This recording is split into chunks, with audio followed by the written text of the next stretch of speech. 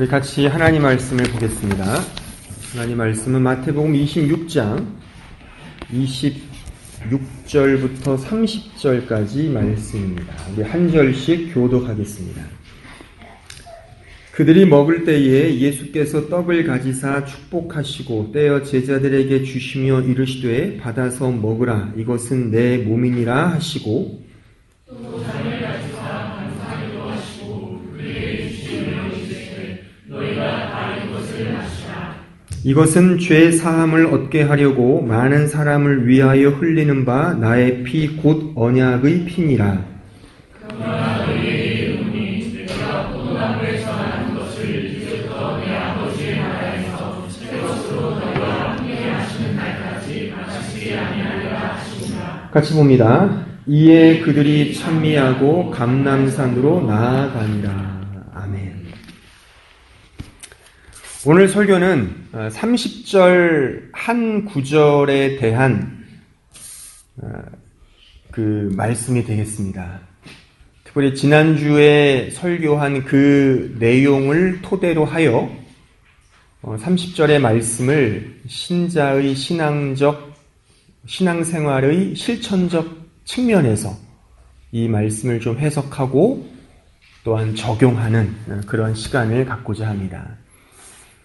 이를 위해서 지난주에 제가 설교했던 내용을 잠시 복습하는 것이 필요하다 싶습니다. 지금 들으신 분들은 다시금 떠올려 보시고 제가 짧게 지난주의 핵심을 제가 설명을 드리면 지난주에 읽었던 말씀은 동일한 말씀이고 30절까지는 읽지 않았죠.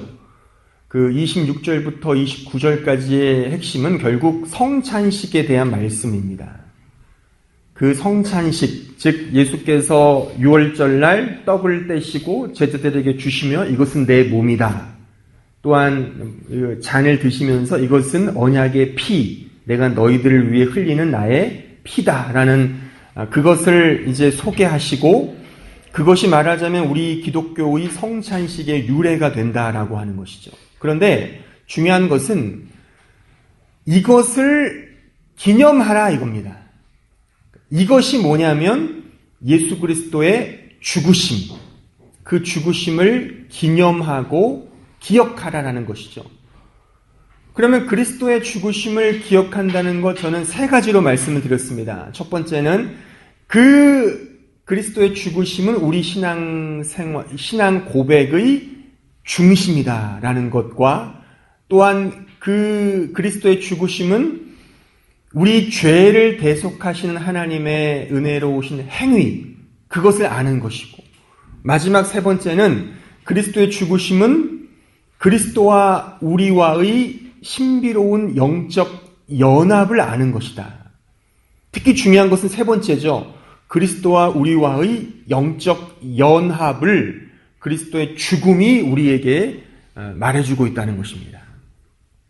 근데 이 세 가지 사항은 우리가 주관적으로 서브젝티브한 경험으로 이해되는 차원이 아니라 오브젝티브 팩트라고 그랬습니다. 객관적인 사실이다 이거죠. 그 객관적인 사실 때문에 우리가 이제 구원을 받는 거라 이겁니다. 이 사실을 우리가 성경을 통해서 알자라고 하는 것이 지난 시간에 제가 설명한 말하자면 핵심적인 내용이다 이겁니다. 그런데 제가 설교 말미쯤에 이런 표현을 썼었습니다. 그 객관적인 사실이, 그 내용 그 자체가 우리의 주관적 경험이 되도록 우리가 그 말씀 자체에 집중하자. 이것이 말하자면 주관적 경험이 될 수 있다고 했잖아요. 근데 그 이유는 바로 성령께서 그 사실을 통하여 우리에게 적용시키기 때문에 그렇습니다. 성령께서 그 말씀 자체의 팩트를 우리에게 적용시키시기 때문에 우리가 어떤 독특한 경험, 어떤 남이 하지 못한 체험들을 주관적 경험으로 먼저 상정하기보다는 그 말씀 자체에서 우리에 대한 아이덴티티를 설명해 주니까 우리는 이미 죄에 대해 죽었구나. 우리는 이미 하나님을 향하여 살아난 자가 됐구나. 왜 알 수 있죠? 성경이 그걸 말하니까요. 그 객관적 팩트를 우리는 이제 그 자체를 통해 내가 받아들일 때 내 주관적 경험이 된다는 사실입니다. 이해를 하십니까?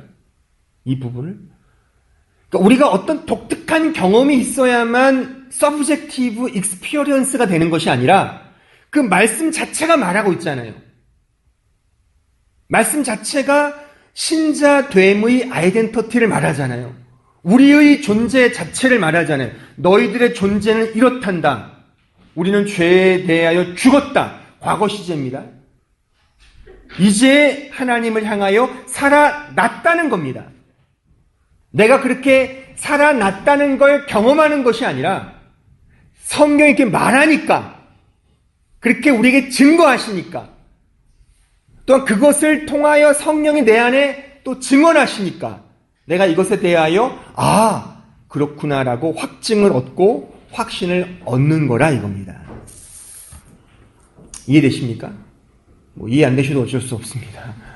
이게 지난주에 제가 어떤 설명한 부분이고, 자, 이런 토대 위에서 이제 오늘 제가 설명을 드릴 것은 이러한 맥락에서 이제 오늘 이 스토리는 어떻게 이어지냐면 제자들과 예수님이 찬미하고 감람산으로 간다 이렇게 끝맺히고 있습니다.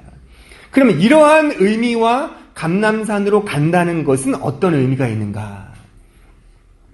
또한 이 의미에 대한 추적은 지금 제가 설명한 객관적 팩트가 주관적 경험이 되는 이런 원론적인 것 차원이 아니라 보다 구체적으로 이 진리가 우리에게 어떻게 더 실제적이고 구체적으로 내 경험이 되느냐의 어떤 내용을 이 감람산으로 간다라는 의미 속에 실천적으로 담겨져 있다고 해석할 수가 있는 것입니다. 달리 말하면 이런 거죠. 우리가 죄에 대해서 죽었고 하나님을 향하여 산다는 것이 어떻게 가능한가? 실제적으로요.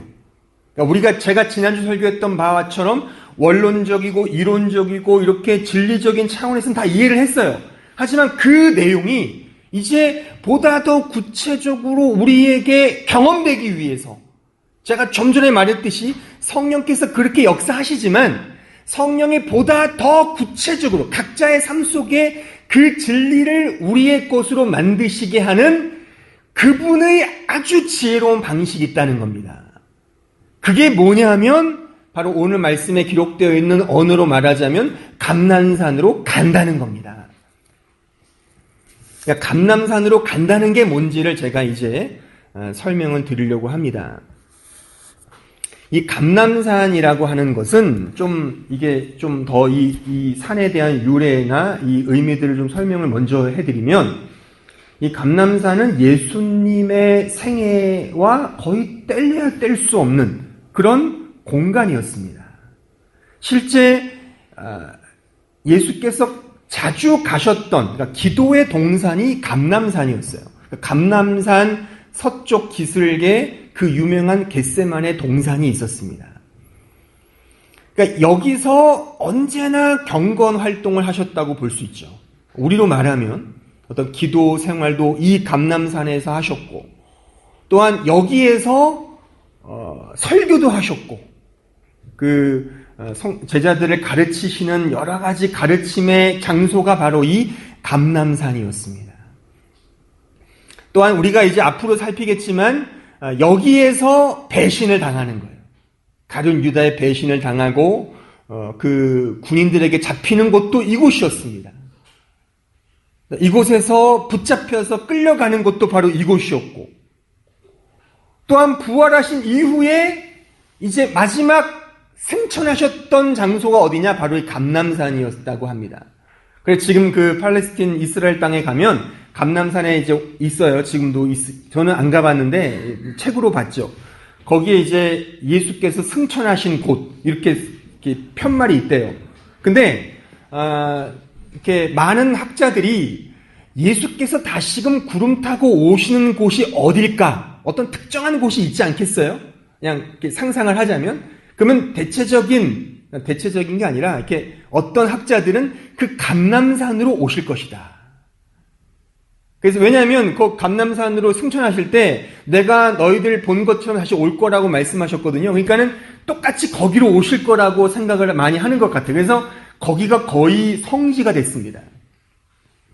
그래서 저도 한번 가봐야 되는데, 가서 언제 오시나 한번 이렇게 좀 봐야 되는데, 근데 대단히, 그러니까 예수님의 그 생애와 뗄래야 뗄 수 없는 공간적 장소가 바로 이 감람산이다 이거죠.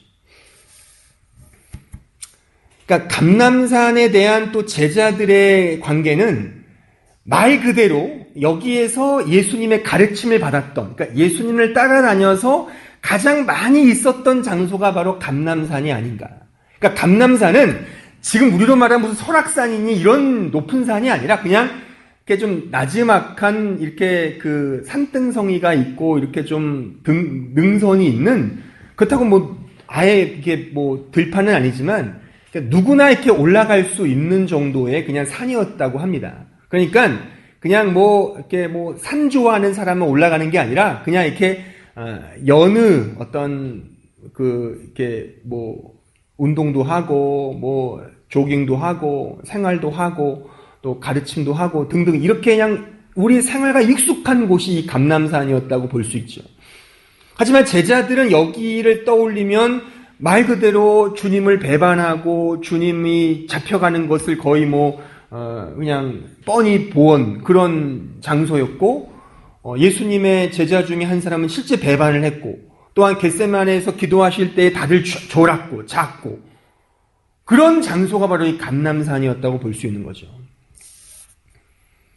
따라서 감람산으로 갔다는 것은 뭘 의미하냐면, 또한 이 내용이 우리가 지금 제가 서론에서 말씀드렸던 객관적 사실이 주관적 경험으로 우리에게 오기 위한 성령께서, 하나님께서 행하시는 아주 구체적이고 아주 지혜로운 방식이 뭐냐면 바로 감람산으로 가게 하는 것인데, 그 감람산으로 간다는 것이 우리의 현대적 워딩으로 하면 현실로 가게 한다라는 뜻입니다. 다시 말하면 현실적이게 만든다 이겁니다. 그러니까 이 객관적 사실이 주관적 경험으로 오게 하기 위해서 하나님께서 우리에게, 우리 예수를 믿는 신자들에게 행하시는 그 지혜로운 방식이 뭐냐면 우리로 하여금 현실로 가게 하신다는 뜻입니다. 다시 말하자면 죄에 대해 죽었고 하나님에 대하여 살아난 자로서 하나님을 향하여 살게 하시는 그 하나님의 지혜로운 방편은 우리로 하여금 현실을 외면하게 하는 것이 아니라 더 현실적으로 살게끔 그곳으로 보내신다라는 의미이기도 합니다. 이것이 바로 감람산으로 간다라는 뜻입니다. 한번 잘 생각을 해보십시오. 신자가 된다는 것은 매우 현실적인 존재가 된다는 의미와 같습니다. 근데 이 부분을 우리는 많이 오해를 합니다. 예수를 믿고 하나님을 의지하면 현실적인 존재가 된다기보다는 초현실적인 사람이 되는 것처럼 착각을 해요. 우리의 모든 현실을 외면해요. 우리는 꿈나라를 살아가는 것이 신앙생활을 하는 것으로 이해를 합니다만 성경 어디에를 봐도 그런 내용은 거의 없습니다. 예수를 믿고 하나님의 나라를 위해 산다는 것은 우리의 현실을 외면하는 것이 아니라 우리의 현실로 가는 것입니다. 우리의 감람산으로 가는 겁니다.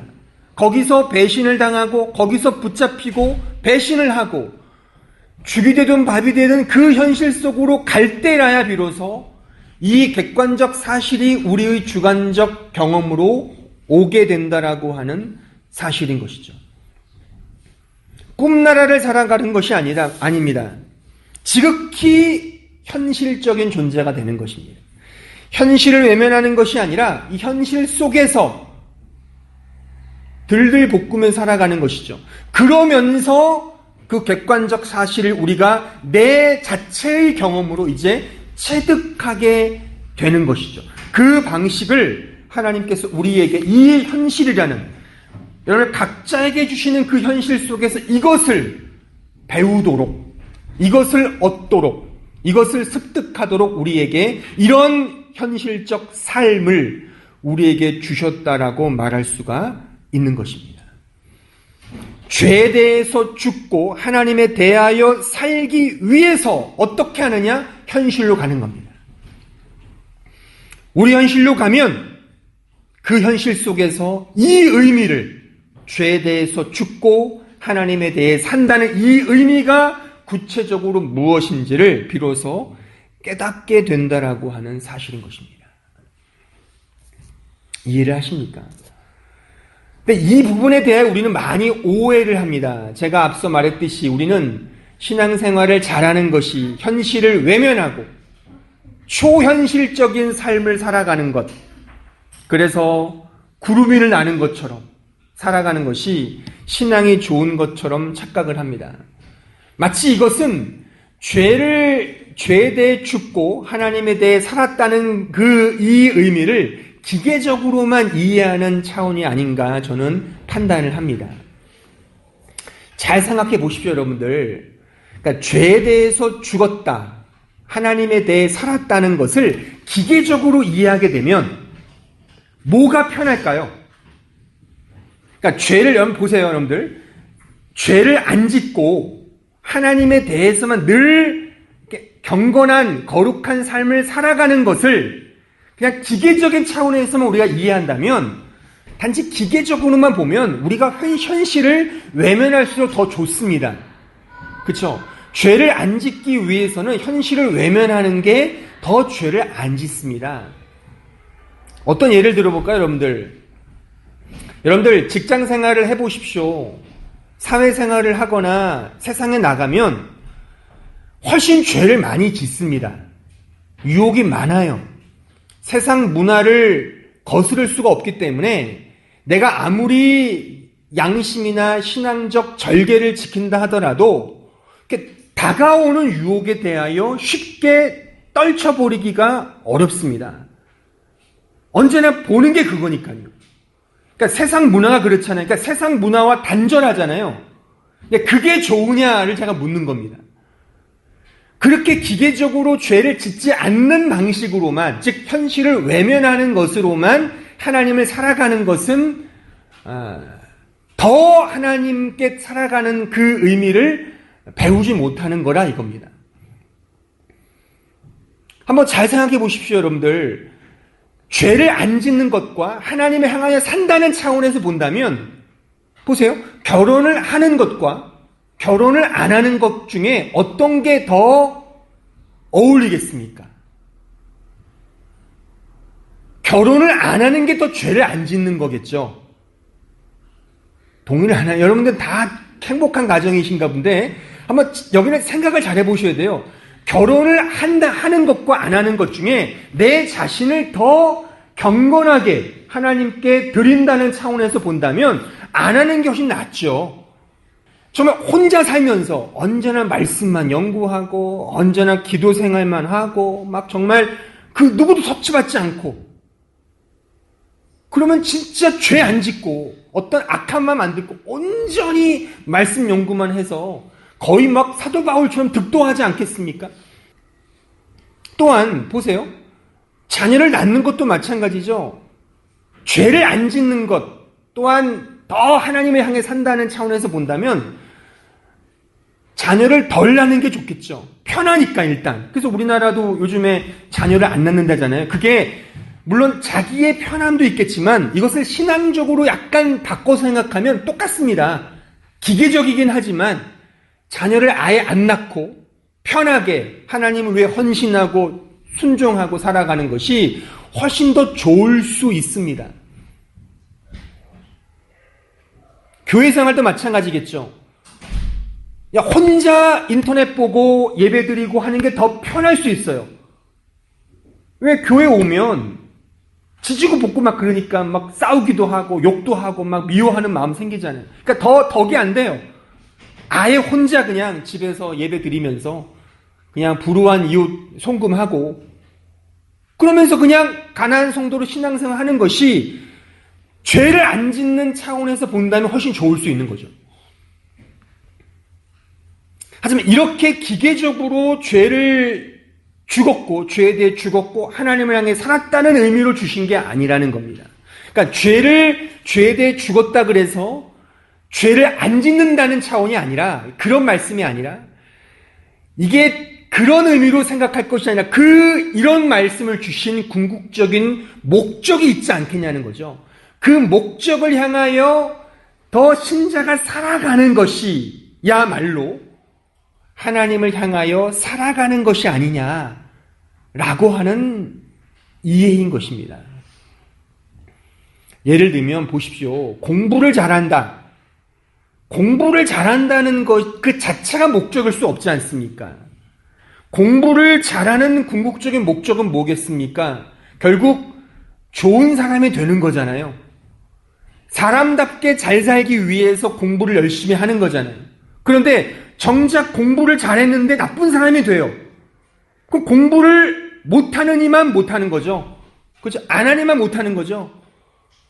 공부를 열심히 하는 이유는 좋은 대학 가기 위해 하는 것이 아니죠. 물론 그것도 하나의 수단이고 방편이겠지만 결국에 종국에는 더 좋은 사람, 더 착한 사람, 사람답게 살기 위해서 공부를 열심히 하는 거잖아요. 공부를 안 하는 것보다 잘하면 사람답게 되는 가능성이 더 높으니까 공부를 이렇게 열심히 하는 거잖아요. 그런데 공부를 못하지만 착한 사람이 된다면 그것도 괜찮은 거죠. 그렇죠? 이 궁극적인 목적이 있는 거잖아요. 똑같습니다. 지금 우리가 이 주제, 죄에 대해서 죽었습니다. 하나님을 향하여 살아갑니다. 그 자체가 기계적인 목적이 아니라는 것입니다. 그 내용을 통해 그 내용을 우리에게 허락하시는 궁극적인 목적이 뭐냐? 그것이 바로 하나님과의 관계라는 거죠. 그 관계를 더 돈독히 하고 그 인격적 관계가 더 좋게 하자는 것, 그것을 위해서 이러한 말하자면 말씀을 우리에게 주셨다는 거죠. 따라서 죄를 지으면서도, 말이 좀 그렇지만 죄를 지으면서도 하나님과 관계가 더 좋아지는 경우도 있을 수 있잖아요. 제가 많이 설교하지만 성경에 보면 늘 나오는 인물들이 그런 거잖아요. 죄를 지은 이후에 더 하나님과 관계가 더 좋아지기도 하잖아요. 그러니까 짓고 짓지 않는 차원의 문제가 아니라 그 궁극적인 목적, 하나님과의 그 관계, 그 릴레이션십, 그 관계를 위하여 하나님께서 이러한 자리를 우리에게 허락하셨고, 이 관계를 우리가 더 내 것으로 만들기 위해 하나님께서 우리에게 주신 가장 지혜로운 방편이 무엇이냐면 바로 현실을 주셨다는 겁니다. 따라서 우리는 지극히 be realistic 하셔야 돼요. be realistic. 현실적이 돼야 합니다.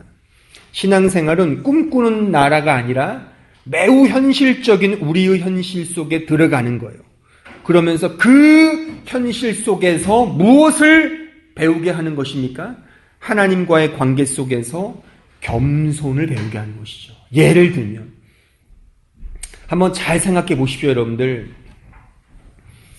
여러분들이 이러한 말씀들, 그러니까 우리가 아는 성경의 말씀들, 하나님에 대한 이해를 가지고 현실을 제대로 살면 어떠십니까? 어떤 느낌이 듭니까? 좋지 않습니다. 현실은 매우 불합리하고 우리의 신앙적 이성이나 어떤 보편적인 사고로 볼 때 전혀 걸맞지 않는 일들이 벌어지는 것이 현실이에요. 또한 하나님의 정의와 하나님의 공의와 하나님의 어떤 능력이 나타나기보다는 그것이 매우 안 보이는 것이 현실입니다. 정말 그렇습니다, 여러분들. 정직하게 여러분들의 눈을 크게 뜨고 여러분들이 당면한 현실을 보세요. 또한 뉴스나 신문을 통해서 이 사회가 돌아가는 현실을 냉정히 보시면 사실 하나님의 역사가 느껴지지 않는 것이 사실입니다. 하나님이 안 계신 것처럼 보이는 것이 사실입니다. 정말 그렇습니다. 하나님의 정의와 공의는 없는 것처럼 느껴지는 것이 이 현실입니다. 그래서 우리는 현실 속에 가면은 도리어 어안이 벙벙하고 혼돈 상태에 빠지고 이게 왜 그런가? 이게 무슨 조화인가? 그런 이해하지 못하는 일들로 가득 차게 되는 것이 사실인 것입니다. 그러면 때로는 그러면서 하나님을 원망하게도 되고 나에게 왜 이런 현실이 주어졌을까를 우리는 이상하기만치 생각할 때가 많습니다. 이것이 현실이에요. 그러니까 그 현실 속에서 우리가 뭘 깨달을까요? 그런 주어진 현실들 계속 겪으면서 결국 우리가 깨닫는 것은 이 세상이 정말 허무하구나. 이 세상은 정말 이게 뭔가 이루어지는 것이 아무것도 없구나를 깨닫게 되는 것이죠. 실제 경험하게 되는 것입니다.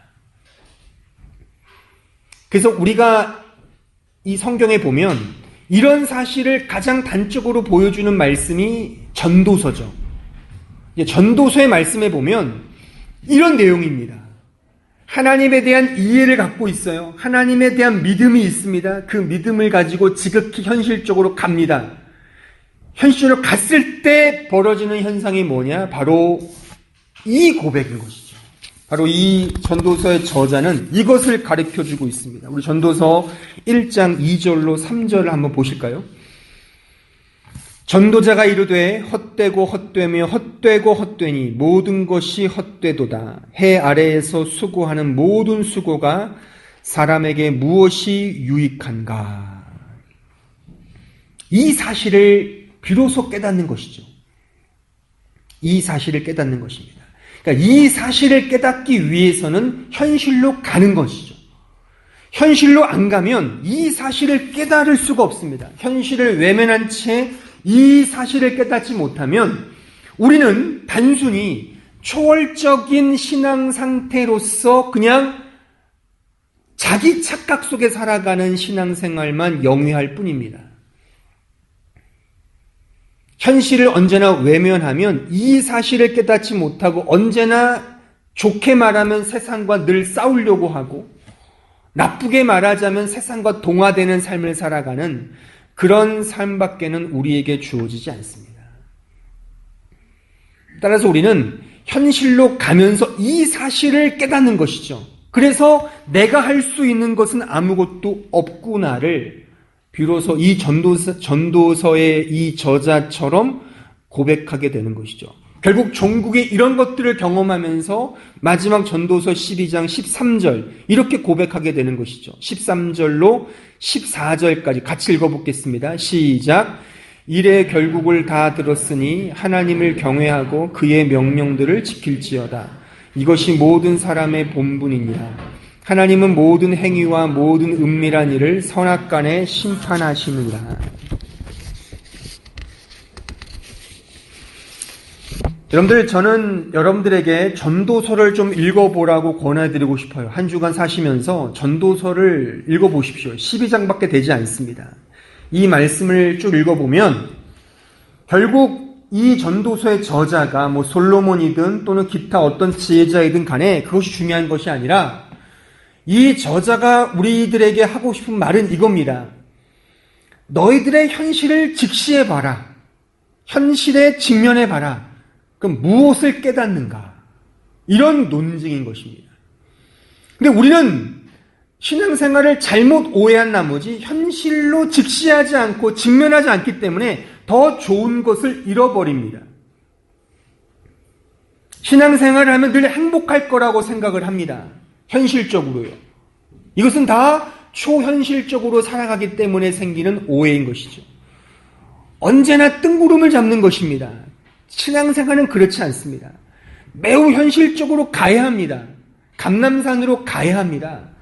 그 감람산에 가서 배신을 당하고 혹은 배신을 하거나 붙잡힘을 당하거나 붙잡힘을 방조하거나 거기에서 쓰라린 기도 생활을 하거나 이해할 수 없는 상황에 직면하거나 그런 것들을 계속 겪으면서 하나의 중요한 사실을 배우게 되는 것이죠.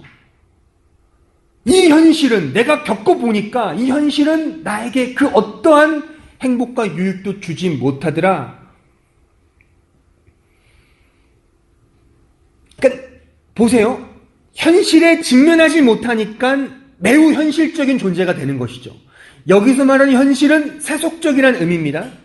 현실에 직면하게 되면 세속적인 것이 얼마나 큰 문제인지를 발견하게 된다는 것이죠. 역설이죠. 그러니까 왜 오늘날 한국교회 신자들이 매우 지나치게 세속적인 존재가 되었는가? 저는 이렇게 진단을 합니다. 현실을 직면하지 않습니다. 현실을 직시하지 않습니다. 언제나 고통스럽고 괴로운 현실을 외면해요. 외면하고 뜬구름을 잡습니다. 예수를 믿으면 행복해야 돼. 예수를 믿으면 기뻐해야 돼. 그런 당위론과 명분만을 가지고 언제나 뜬구름을 잡는 식으로 신앙생활을 합니다. 현실을 받아들이지 않습니다. 그렇기 때문에 생겨나는 것은 언제나 몽환적으로 꿈을 꾸는 식으로 신앙생활을 하는 것이죠. 기독교의 신앙은 매우 현실적이어야 됩니다. 여러분들이 현실에 직시하고 직면해야지 외면하거나 피해서는 곤란합니다. 저는 그런 의미에서 여러분들이 현실에 직시하고 직면하기로 저는 권해드리고 싶어요. 이것을 어떤 세속적인 차원의 현실적으로 가자라는 의미가 아니라 나에게 있는 현실을 내가 받아들이는 것, 그냥 그 모습 그대로 받아들이는 그런 훈련이야말로 바로 우리가 지난 시간에 배웠던 그 객관적인 사실, 그것을 내가 주관적으로 경험하게 하는 토대가 된다라고 하는 사실인 것이죠.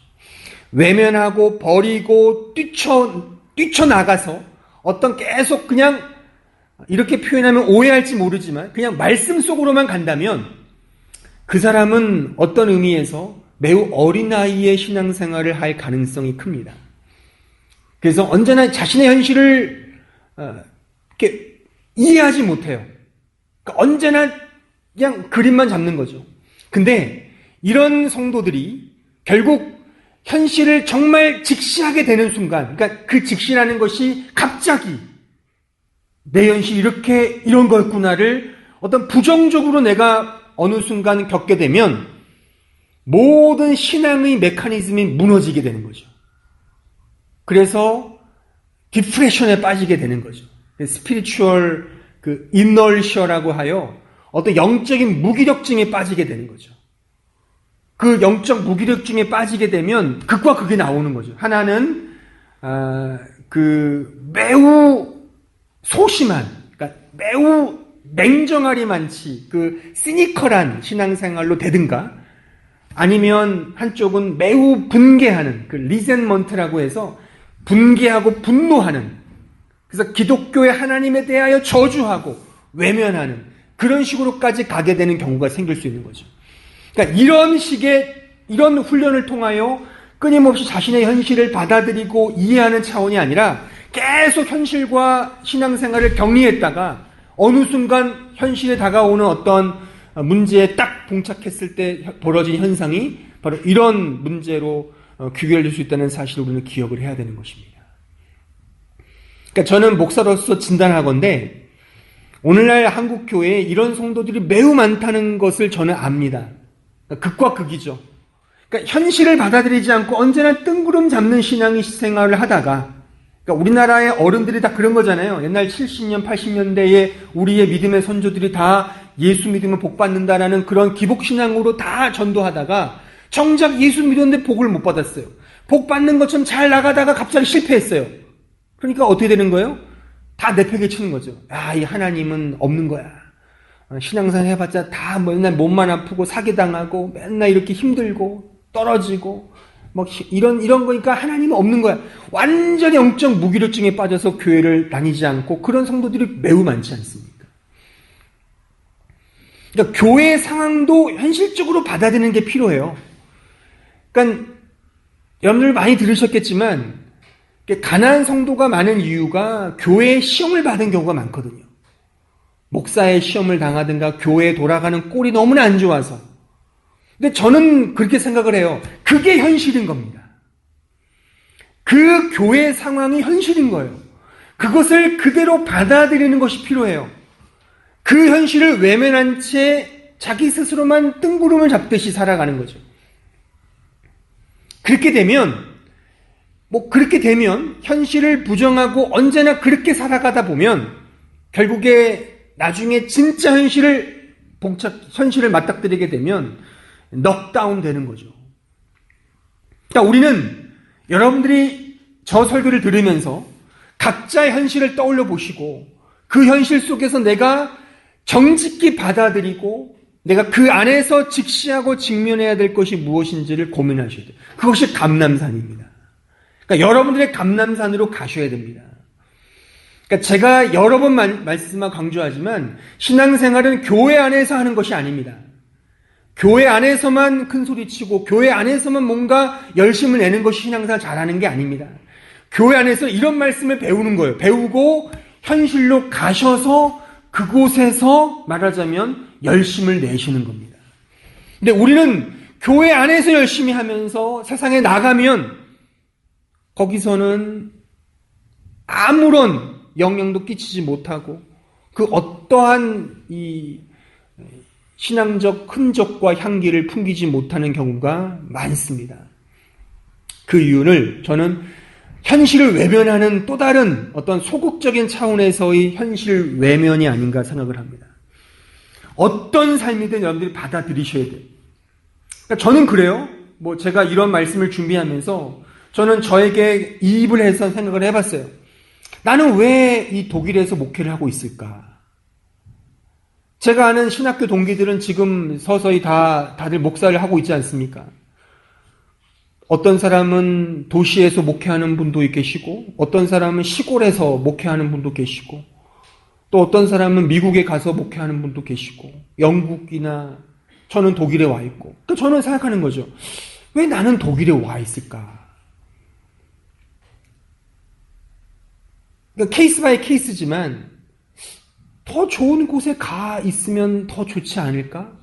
아니 나보다 학교 다닐 때 공부도 못하고 맨날 막 족구만 차고 막 그런 친구인데 정말 잘 되는 거 보면은 배알이 꼬이죠. 이게 뭐지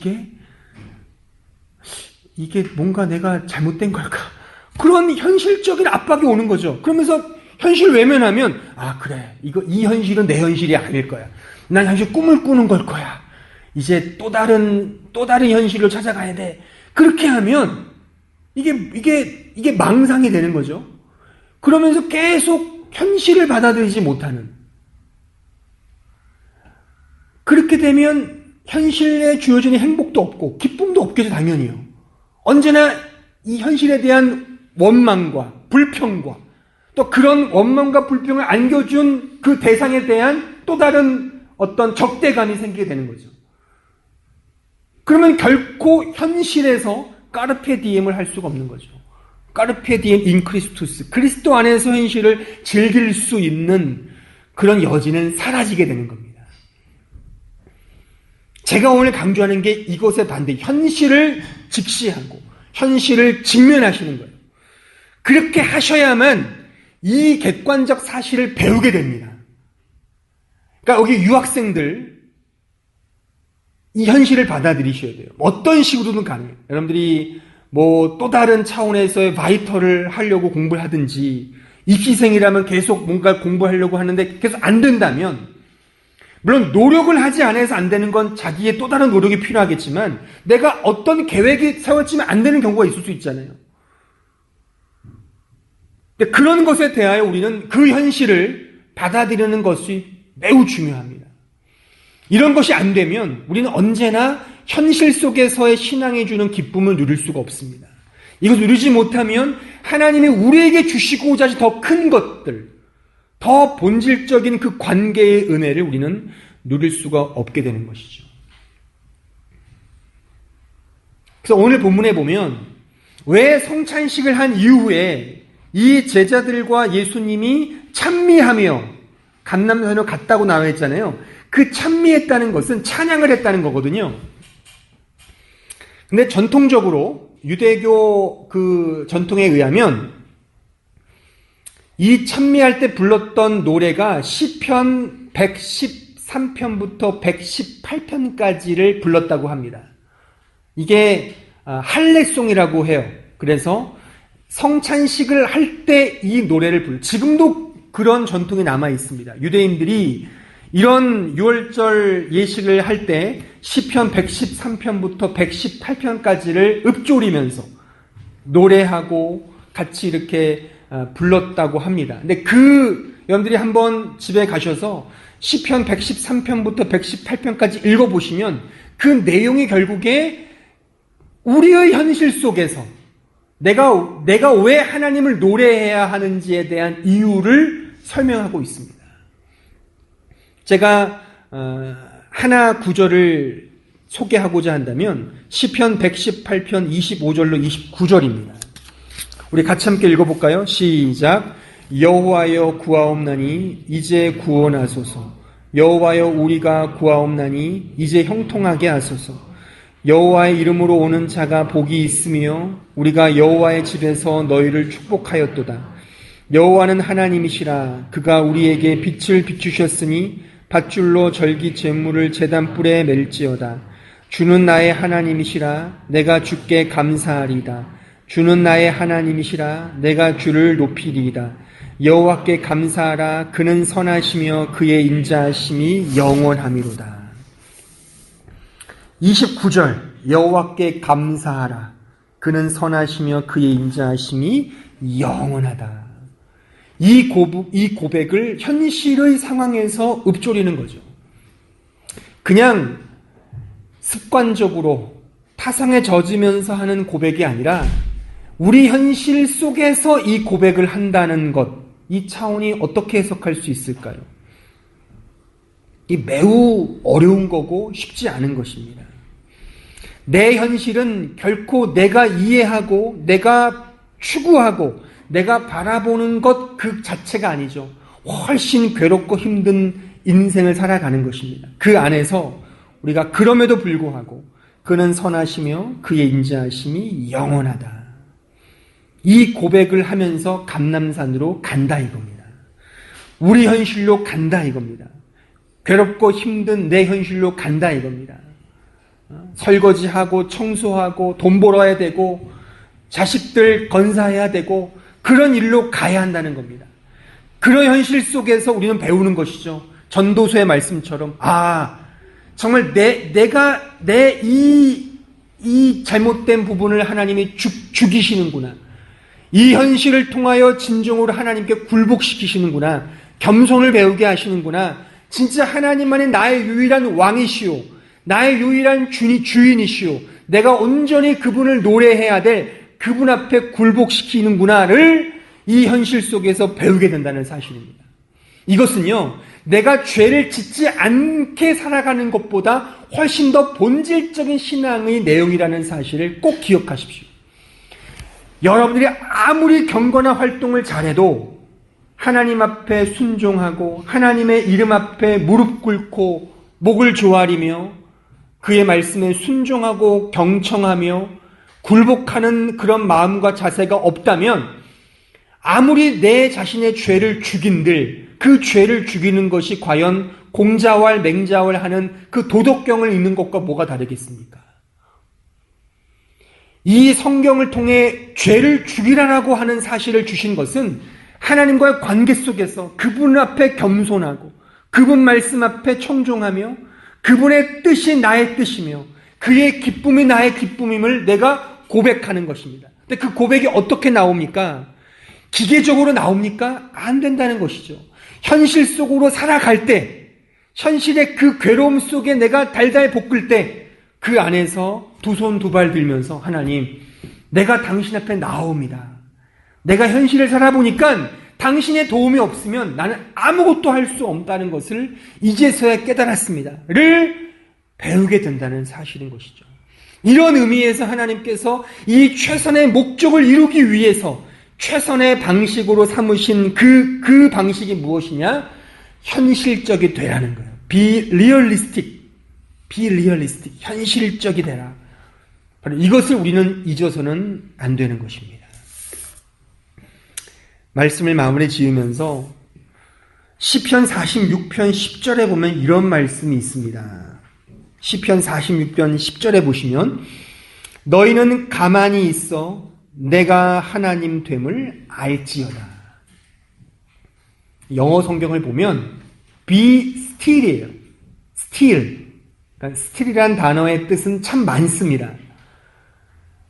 부사로 쓰이면 훨씬, 아직도 이런 뜻, 여전히, 또 그럼에도 불구하고 라는 뜻도 있고, 동사로 쓰일 경우에는 조용히 있다, 가만히 기다리다 라는 뜻이 있습니다. 그러니까 저는 이 현실 속에 살아가는 신자가 하나님의 일하심과 그의 선하심을 대하는 태도와 마음가짐의 상태를 가장 단적으로 드러내는 단어가 바로 이 still이 아닌가 생각을 해요. 그러니까 be still, 잠잠하라. 하나님이 어떻게 일하시는지 보라 이겁니다. 저는 그래서 여러분께 두 가지를 권해드리고 싶어요. be realistic, 더 현실적이 되셔야 합니다. 외면하시면 안 됩니다. 여러분들에게 주어진 현실을 그대로 받아들이셔야 돼요. 그것이 괴롭든 그것이 쓴 잔이든 간에 받아들이셔야 돼요. 그것이 관계로서 남편이든 아내든 자식이든 직장 동료든 이 현실의 어떤 상황이든 간에 나의 계획이든 간에 풀리지 않은 문제든 간에 그것을 직시하고 직면하는 그런 리얼리스틱한 자세가 없으면 우리는 신앙을 배울 수가 없습니다. 달리 말하면 그 현실 속에서 하나님 우리를 가르치십니다. 그걸 배우십시오. 그러니까 설교를 통해, 저를 통해, 이 교회에서 주어지는 말씀을 통해 배우시지만 이것은 말하자면 이론적인 수업일 수 있겠죠. 사실 여기에 그치시면 안 된다는 거죠. 실전으로 가셔서 그 실전 어디예요? 여러분들의 현실입니다. 어떤 상황이든 간에. 여러분들이 말씀을 배우잖아요.